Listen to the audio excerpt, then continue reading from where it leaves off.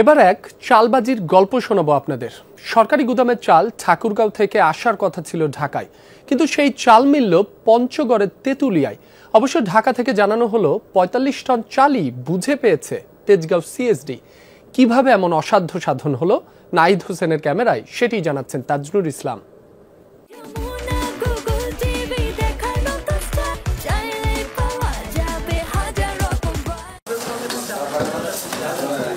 June মাসের ১২ তারিখ ঠাকুরগাঁও খাদ্য গুদাম থেকে ঢাকার উদ্দেশ্যে ছেড়ে যায় সরকারি চাল বোঝাই দুটি ট্রাক। নম্বর ঢাকা মেট্রো ট ২০/৬৭/৬০ ও ২০/৬৭/৬১। প্রতিটি ট্রাকে ২.৫ টন করে মোট চাল চাপানো হয় ৪৫ টন।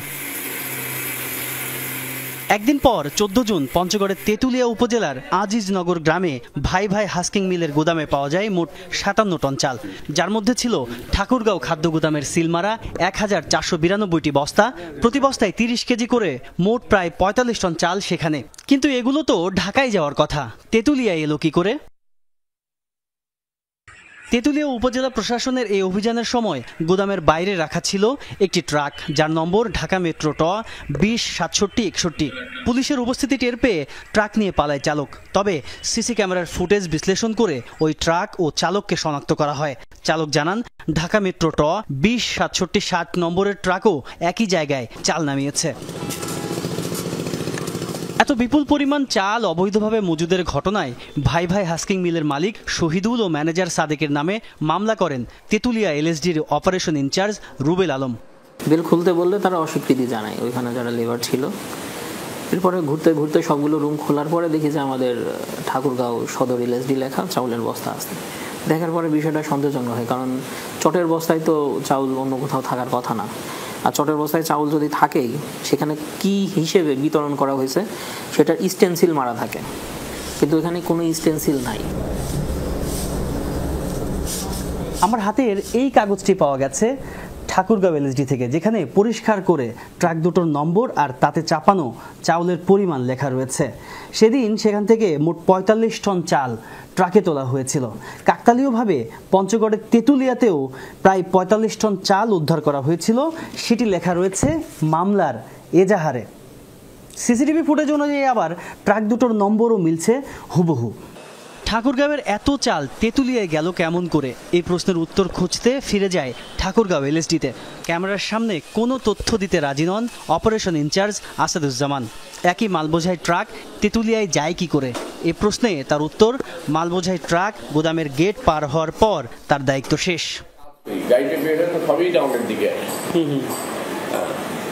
আমরা খেয়াল করতে পারবো না, ডানে গেল না, বামে গেল না, উত্তরে গেল না, দক্ষিণে গেল, এই কথা বলবো না। যদিও সরকারি বিধি বলে অন্য কথা, সেটি উত্থাপনের পর তড়িঘড়ি করে শেষ করেন আলাপ। এক পর্যায়ে নিজের দায় এড়াতে টিম যমুনাকে টাকাও সেধে বসেন এলএসডির পরিদর্শক। না না না না একদমই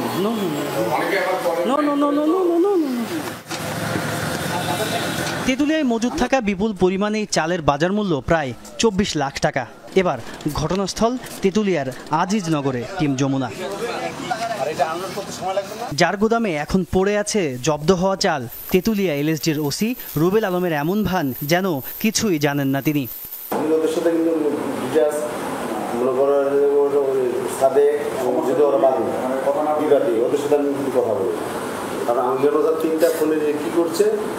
এদিকে ঠিকাদার প্রতিষ্ঠান কুষ্টিয়া ট্রেডিং এজেন্সির প্রতিনিধি শফিকুল ইসলাম তখনও জানেন না এ নিয়ে কাজ করছে টিম যমুনা। বলেই বসলেন নির্ধারিত সময়ে ঢাকায় পৌঁছে দেওয়া হয়েছে ২ ট্রাক চাল। গাড়িতে চলে গেছে, আমাদের মাল রিসিভ হয়ে গেছে। আমাদের মালের কোনো সরকারি মাল তো যেভাবে রিসিভ হয়ে গেছে। আপনাদের গাড়িগুলো কি যমুনা ব্রিজ দিয়ে যায় নাকি ফেরি দিয়ে যায়, কাজিরহাট দিয়ে? কোন দিক দিয়ে যায় সেটাও বলতে পারবেন। তো বেশি মাল নিলে আপনারা ওই ব্রিজ দিয়ে কি ফেরি হয়ে যায়। তেজগাঁও সিএসডি চাল যেখানে আসার কথা, তাদের দাবি চাল এসেছে। ৪৫ টন চাল বুঝে পাওয়ার রিসিভ কপিও দেখান পরিদর্শক নজরুল ইসলাম। তবে ক্যামেরায় কোনো কথা বলতে রাজি নন তিনি, অথচ চালগুলো সব জব্দ হয়েছে তেঁতুলিয়ায়। দরজা বন্ধ করতে হবে না।